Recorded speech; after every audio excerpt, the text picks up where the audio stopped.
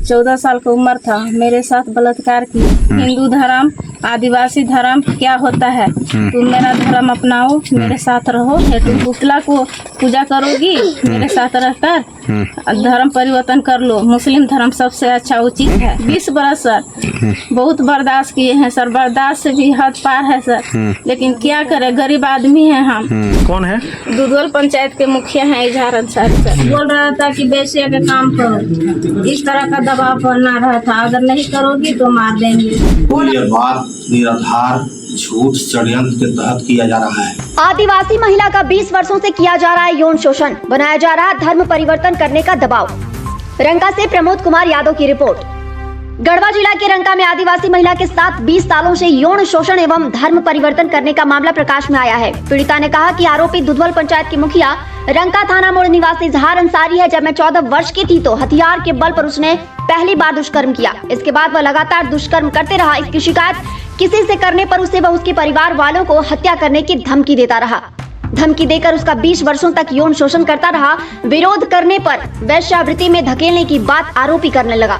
पीड़िता ने कहा कि इजहार अंसारी पूर्व में नक्सली था, बाद में वह मुखिया बन गया। उसने कहा कि इस दौरान उसकी 3 बार गर्भपात कराया। वहीं इस्लाम धर्म अपनाने के लिए दबाव बनाता रहा। पीड़िता ने कहा कि इस दौरान आरोपी इजहार अंसारी के चंगुल से मुक्त होकर परिवार के लोगों ने 2 बार उसकी शादी कराई, लेकिन आरोपी ने धमकी देकर तलाक करा दिया और अपने पास रहने के लिए दबाव बनाने लगा।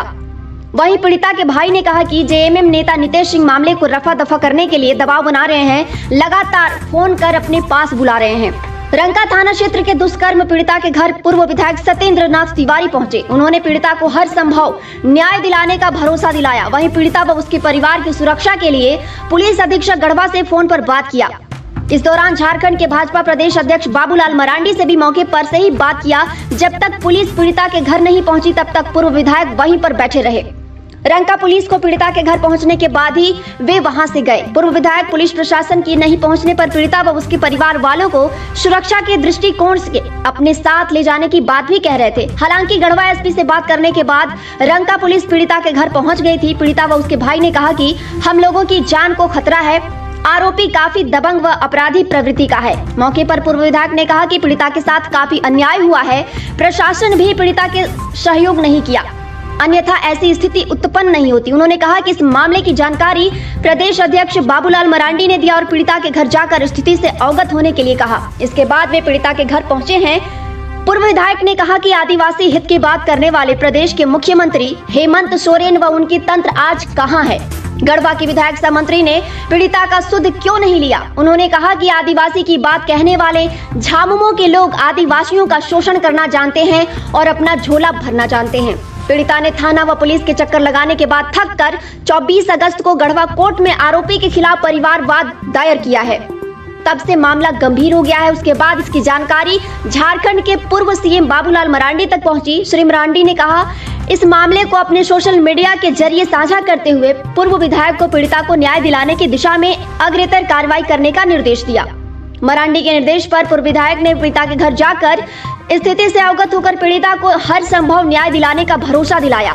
आगे सुनिए दर्द की दास्तां दुष्कर्म पीड़िता की जुबानी। हमारे घर में कोई नहीं थे उस समय, नक्सली सदस्य थे, उनके पास हथियार भी था और 14 साल का उम्र था, मेरे साथ बलात्कार किए।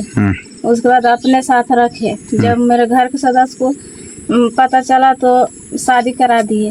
शादी कराने के बाद वहाँ का लड़का को बोले कि अगर उसको लाओगे रखोगे तो मार देंगे, जान से मार देंगे। उसके बाद अपने साथ रखा और बार बार बोलते रहा कि हिंदू धर्म, आदिवासी धर्म क्या होता है? तुम मेरा धर्म अपनाओ, मेरे साथ रहो। हम नहीं रहना चाहे तब भी आज तक जबरदस्ती रखा।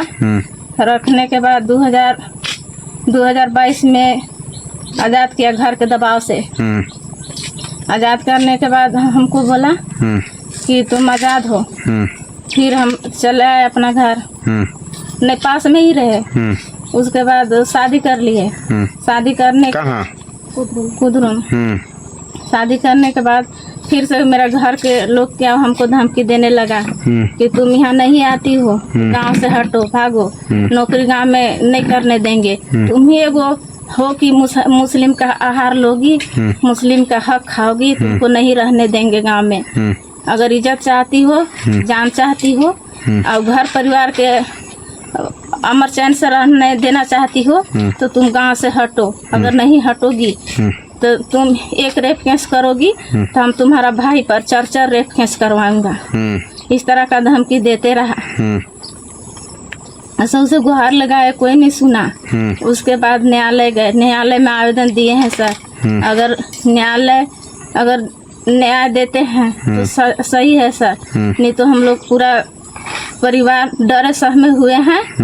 उनको कर्तव्य से हम लोग जाकर आत्महत्या कर लेंगे सर। इसके सिवाय हम लोग के पास कोई किसी चारा नहीं है, कोई चीज़ नहीं बचा है सर। धर्म परिवर्तन के लिए क्या कहा जाता है? हमारे धर्म में आ जाओ, हिंदू धर्म सही नहीं है।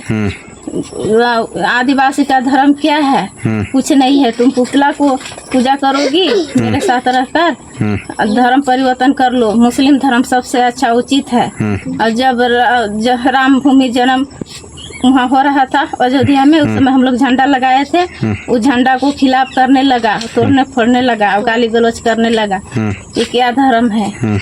इस तरह का। कौन धर्म अपनाने बोल रहा था? इस्लाम धर्म का? इस्लाम धर्म अपना लो, अभी भी आओ, अच्छा है इस्लाम धर्म। छोड़ दो, शादी की हो तो क्या हुआ, अभी भी ला के रहो। अगर रहोगी तो तुम्हारा घर परिवार और तुम अमर चैन से रहोगी। अगर नहीं आओगी, नहीं रहोगी तो तुम कभी भी नहीं रहोगी अमर चैन से। मार देंगे, पूरा फैमिली का बर्बाद कर देंगे, गांव से भगा देंगे। कितने साल आपके साथ यौन शोषण किया? 20 बरस सर। 20 बरस सर। बहुत बर्दाश्त किए हैं सर, बर्दाश्त से भी हद पार है सर। लेकिन क्या करें, गरीब आदमी हैं हम। इसके सिवाय कुछ नहीं है मेरे पास सर। सब दिन डरवा धमका के अपने पास रखे। ठीक। कौन है वो? बोलबे किधर मुखिया बोले? हाँ भाई। कौन है? दुधौल पंचायत के मुखिया हैं इजहार अंसारी सर। बावजूद भी बोल रहा था कि बेसिया के काम करो। इस तरह का दबाव बना रहा था, अगर नहीं करोगी तो मार देंगे। कौन आपको बेसब्री में ढकेलना चाहता है? इजहार अंसारी। क्या बोलता है? जाओ बेसिया का काम करो, मुझे पैसा मिलेगा। जो पहले नक्सली दस्ता चलाता था, जब वह नक्सली में था, नक्सली सरगना हुआ करता था। ललिता देवी, इनका उम्र उन दिनों 14 वर्ष हुआ करता था। उस समय उन्होंने इनके साथ यौन शोषण का काम किया। और बेचारे आदिवासी समाज के लोग हैं, ट्राइबल समाज के लोग हैं, इनका पूंजी होता है शालीनता, इनका पूंजी होता है ईमानदारी। ये बेचारे इज्जत बचाना चाहते हैं, इज्जत मार्केट में नीलाम न हो, इसके लिए कुछ भी करने को बेचारे मजबूर रहते हैं। बेचारी सोची कि चलो एक बार गलत किया, हो सकता है मामला दब जाए, मेरा इज्जत भी बच जाए। लेकिन वह लगातार इनके साथ यौन शोषण करते रहा। और दबंग आदमी है, उसका ऊपर के नेताओं से भी काफ़ी परिचय है। ऊपर के नेताओं के पास उसका पैठ भी काफ़ी है, आज भी डेट भी। इसलिए आज यहाँ का मुखिया भी है हुआ। उसके साहस का आप आकलन ऐसे लगाइए, पराकाष्ठा आप ऐसे समझिए। इस ललिता देवी को रंका अपने आवास में रखता था। थाना पुलिस सब उससे मिले हुए हैं। वो थाना पुलिस के लिए बाद में मुखबिरी करने लगा। पहले नक्सली था, बाद में नक्सली के विरुद्ध थाना पुलिस का मुखबिरी का काम करने लगा। और लगातार 20 वर्षों तक इनका यौन शोषण करता रहा। और इसी बीच में 3 बार ललिता जी को बाध्य किया, एबॉर्शन कराया, बाध्य करके एबॉर्शन कराया। और हमेशा इनको दबाव देता है कि तुम यहाँ पर अल्पसंख्यक समाज से हो। चूंकि यह मुस्लिम बहुल जगह है और मुस्लिम बहुल एरिया में तुम्हें अगर इस गांव में रहना है तो तुम्हें धर्म परिवर्तन करना पड़ेगा, तुम्हें मुस्लिम धर्म कबूल करना पड़ेगा। अभी जैसा खुद ललिता जी ने ही बताया, आपने सुना कि जिस दिन आदरणीय नरेंद्र भाई मोदी जी देश के दुनिया के सर्वोत्तम लोकप्रिय नेता हैं। उन्होंने श्री राम मंदिर जी का जो भव्य उद्घाटन समारोह किया, उस दिन ये बेचारे अपने घर पर भगवा झंडा लगा दिए। भगवा झंडा लगाना इनके लिए आफत हो गया। इन्हें काफी गाली गलौज, काफी प्रताड़ना झेलना पड़ा उसके एवज में। और इस बीच में ये बेचारे कई बार थाना का चक्कर लगाते रहे। उनके भाई हैं अशोक जी। मुझे दुख इस बात का है कि अशोक जी मेरे पार्टी से संबंध रखते हैं। मेरे पार्टी मतलब भारतीय जनता पार्टी के काफी समर्थक परिवार है। अशोक जी ने भी बेचारे लिहाज में मेरा इज्जत न नीलाम हो, बाजार में न इज्जत चले जाए, इसलिए उसने भी हमें कभी आज तक इस बात की शिकायत नहीं की। बेचारे थाना में भी गए, थाना झूठ मूठ के ढकोसला जांच का नौटंकी किया और बोलता है कि कोई मैटर नहीं है। अभी 23/7 को ये बेचारे गढ़वा के एसपी साहब से मिले। एसपी साहब ने भी रंका के थाना प्रभारी को फोन लगाया, कहा कि दुधोल पंचायत के ललिता देवी एक आदिवासी महिला के साथ 20 साल से यौन शोषण वहां का एक दबंग मुखिया, वर्तमान मुखिया करता है। 3 बार जिसने एबॉर्शन कराया। अब कहता है कि तुमको अगर जिंदा रहना है तो तुमको मेरे साथ शादी करना होगा और धर्म परिवर्तन करने के बाद करना होगा। ये बेचारी भागती फिरती इज्जत बचाने के लिए झारखंड से बाहर छत्तीसगढ़ में जाकर के एक आदिवासी लड़के से इन्होंने शादी करने का काम किया। लेकिन खूंखार अपराधी रहा है बेचारा, मुखिया है, काफी रसूखदार है। आज झारखंड मुक्ति मोर्चा के रूप में उनका भी नाम शुमार है। और सैया भाई कुतवाल तो डर काहे का, खुद मंत्री जी से जिनका साठगांठ है। मंत्री मिथिलेश ठाकुर जी कितना दबंग है, सबको पता है। आज के डेट में ये न्याय का उम्मीद लगाए, हमें लगता है कि बल्कि इनके द्वारा गलत समझा गया। सही वक्त तो तब था जब मैं विधायक था, आपको ये बात हमें बतानी चाहिए थी। अब एसपी साहब को भी देखिए, 23/7 को इन्होंने जाकर के, इनके भाई ने उन्हें आवेदन दिया, कहा कि भाई मेरे बहन के साथ 20 साल से यौन शोषण हो रहा है और बाजबरन उसे धर्म परिवर्तन के लिए बाध्य किया जा रहा है।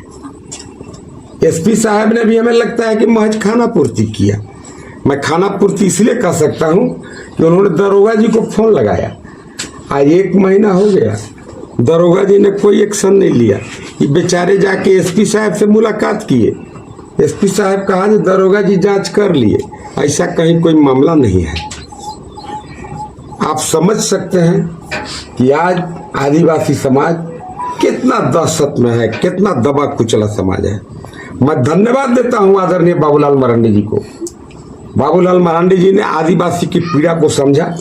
उन्होंने ट्वीट किया, किसी अखबार के कतरन को आधार बना करके उन्होंने ट्वीट किया और मुझे उन्होंने निर्देश दिया है कि इस पीड़िता से जाके मिलिए, उसके परिवार से जाकर के मिलिए और आश्वासन नहीं पूरा भरोसा दिया है।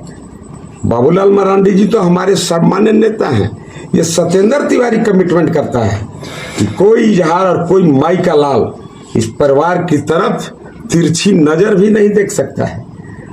कई इजहार को कुर्बान होना पड़ेगा, लेकिन इस ललिता का कोई बाल बांका करने वाला नहीं है, क्योंकि ये मामला हम लोगों के संज्ञान में आया है। आज ही मैं यहाँ के एसपी से भी बात करूंगा, प्रशासन से बात करूंगा और इसे हर हाल में हर संभव न्याय इन्हें दिलाने का काम करूंगा। उसके दबंगता की पराकाष्ठा को आप ऐसे समझिए, 2023 में उसने कहा कि जाओ मैं तुम्हें आजाद कर दिया। आजाद कर दिया मतलब शोषण किया। हो सकता है कोई दूसरा ललिता अभी खोज लिया होगा, क्या है, एक बेईमान आदमी, करप्ट आदमी, चरित्रहीन आदमी को कोई दूसरा ललिता मिल गया होगा, इन्हें आजाद कर दिया। आजाद कर दिया जाकर के बेचारे आदिवासी रीति नीति रिवाज के तहत इन्होंने दोबारा शादी किया। लेकिन पता नहीं उसके मन में क्या है। जिस लड़के से शादी हुआ ये उसके यहाँ जा करके कुछ गुंडा अपराधी को लेकर के उसके घर गया और फिर उसके परिवार वालों को डराया और परिवार वालों को डरा करके और इन्हें फिर जबरदस्ती मैंने बाध्य किया कि इनको बैदावा देना पड़ा। मैंने डाइवोर्स फिर से हो गया और आज इनको मजबूरन अपने यहाँ हम कह सकते हैं कि एक दाई के रूप में, एक आया के रूप में नहीं बल्कि एक कैप्ट के रूप में अभी भी इसको रखना चाहता है। लेकिन ये बात भारतीय जनता पार्टी के पास आ गया है और मुझे दुख तो इस बात का है कि आज आदिवासी के नेता कहते हैं हेमंत सोरेन, वे भी बहुत दम भरते हैं कि मैं आदिवासी का बहुत रक्षक हूं। शर्म आनी चाहिए हेमंत सोरेन को कि आज किस मुंह से तुम भी कहते हो कि मैं भी आदिवासी का संरक्षक हूं। आज दुधौल पंचायत में एक ललिता नहीं कई दर्जन परिवार को यहाँ के इजहार अंसारी जैसे दबंग व्यक्ति ने उन्हें बाध्य करके धर्म परिवर्तन कराने का काम, चाहे वह भूया समाज से हो या आदिवासी समाज से हो, उस पर सरकार की आंख क्यों नहीं खुलती है। यह काफी दुखद, दर्दनाक, हृदय विदारक, मर्माहत और हिंदू समाज को आहत करने वाला यह निंदनीय घटना, इसकी जितनी भी भर्त्सना की जाए हमें लगता है कम हो। आज लोहरा समाज के, आदिवासी समाज के ललिता जी, उनके आवास पर हम लोग को आने का आज मौका मिला। हम लोग आए हैं। इस राज्य के मुखिया, प्रथम मुख्यमंत्री आदरणीय बाबूलाल मरांडी जी के ट्वीट के बाद यह मामला तुल पकड़ा और आदरणीय बाबूलाल मरांडी जी के निर्देशानुसार जो भावी मुख्यमंत्री भी होंगे, उनके निर्देशानुसार हम लोग आज इस दुधौल पंचायत में आए हैं। कौन नितेश जी? कौन नितेश जी? कहाँ पर हैं आप? कौन नितेश? बरवाडी के हैं, अच्छे मुखिया पति हैं। उन्होंने कॉल किए कहाँ पर हैं बड़े भाई अशोक जी? हमको बोले कि घर पर हैं। क्या कर रहे हैं? तो घर पर हैं, तबीयत खराब है मेरा, तो क्या आप यहाँ आ सकते हैं बरवाडी? हम बुलाना चाह रहे हैं। देखिए अगर ऐसा काम अगर होगा तो बताइए। आज तो नहीं आ पाएंगे, अगले दिन आएंगे। तो उन्होंने बोले कि नहीं, टाइम निकाल करके 10 बजे तक आ जाइए। हमने बोले कि नहीं आ पाएंगे। फिर बोले कि नहीं आ जाइए। तो फिर बोले कि अच्छा ठीक है, तबीयत अगर ठीक लगने लगेगा तो हम पहुंच जाएंगे आपके पास। तो उन्होंने फिर 12 बजे फिर कॉल किए, 12:20 में, कि अभी तक आप नहीं आए। नहीं आना था तो आपको बता देना चाहिए था। बहुत तरह का मेरा भी काम रहता है कि हाँ तो नहीं बता पाए हम, लेकिन मेरा प्रयास रहेगा कि हम आएंगे। यही उन्होंने क्या बोले कि कौन माना किए रहे थे? कौन बोले कि क्या थी कि बाबूलाल मरांडी थी रोके हैं क्या, कि शायद उनका आदमी वहाँ जाना है, क्योंकि नहीं ऐसा हमको तो कोई जानकारी नहीं है। उन्होंने बोले कि मंत्री का प्रेशर है। हाँ, उन्होंने बोले कि मंत्री जी का प्रेशर है, आप बरवाडी आइए। कौन मामले को लेकर? यही मामला लेकर के जो ललिता देवी का जो मामला है। हमारा नाम अशोक कुमार तिवारी है। हम सिविल कोर्ट गढ़वा में अधिवक्ता के रूप में कार्य करते हैं और पीड़िता ललिता कुमारी, पिता सुरेंद्र लोहरा, निवास ग्राम दुधौल, पोस्ट बांदू, थाना रंगा, जिला गढ़वा का अधिवक्ता हूँ। ये ललिता कुमारी अपनी मझली भाभी सीता देवी के साथ मेरे कार्यालय में आई और उसने बताई कि इजहार अंसारी 2003 में नक्सली संगठन से जुड़ा हुआ था। नक्सली का भय दिखाकर और हथियार के बल पर घर में किसी के नहीं रहने पर बलात्कार किया और धमकी दिया कि किसी से बोलोगी तो तुम्हारे पूरे परिवार को हत्या कर देंगे। और इसी भय दिखाकर उससे बार बार शारीरिक संबंध बनाता रहा।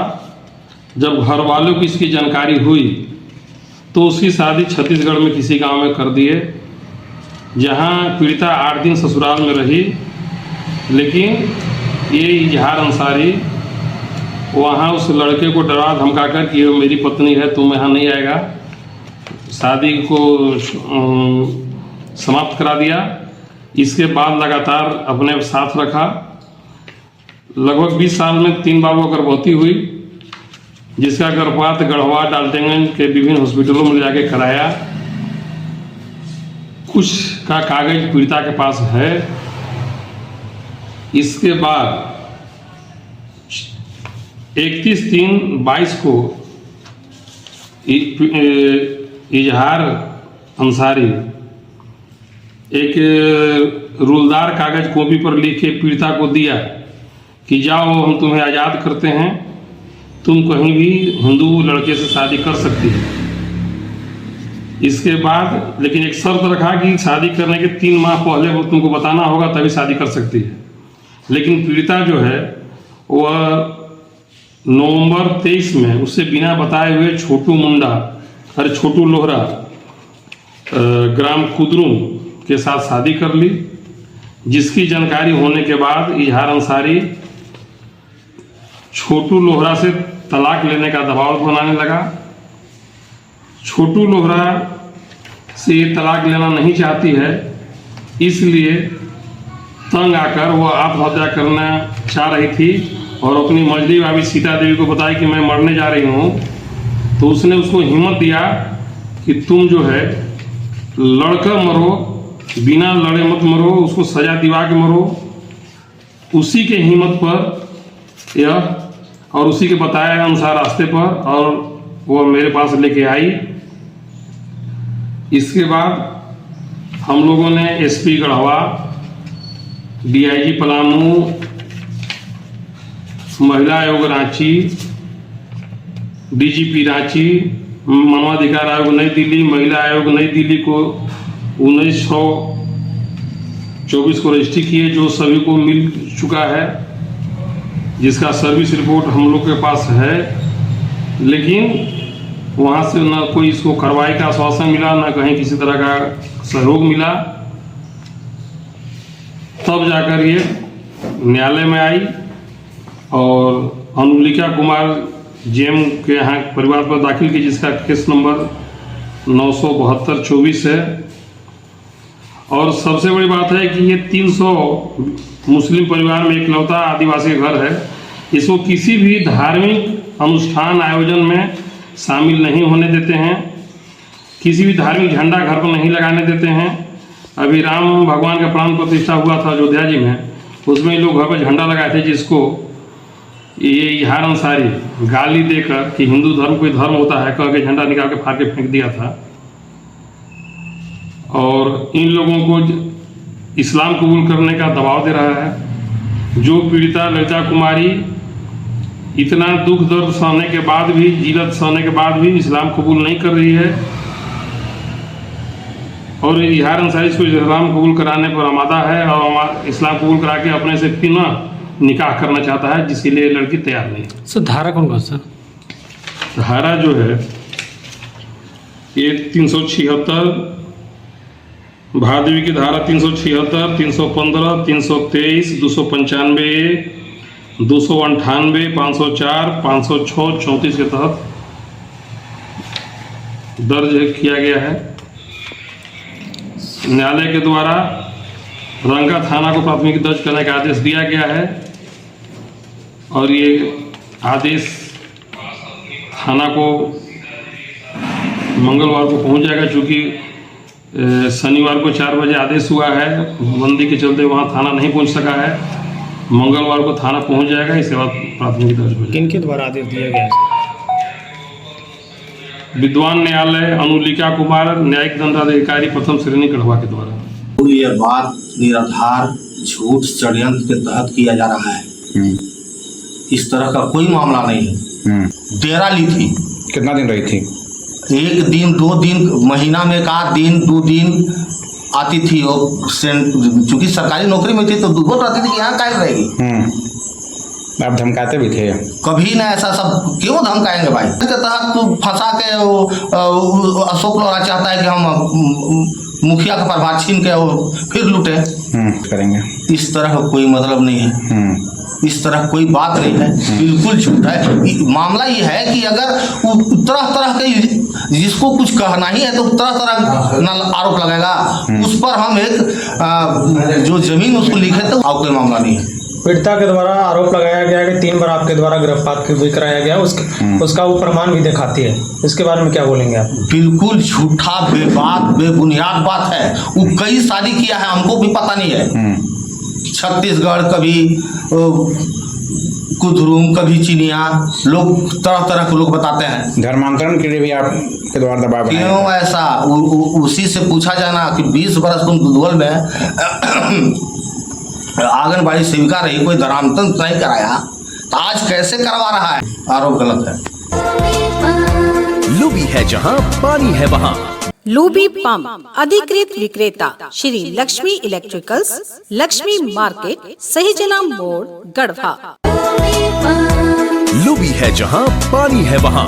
घरेलू पंप में सबसे आगे, बिजली की कम खपत, 5 स्टार रेटिंग के साथ 70 से अधिक देश इस पर भरोसा करते हैं। लुबी पंप्स।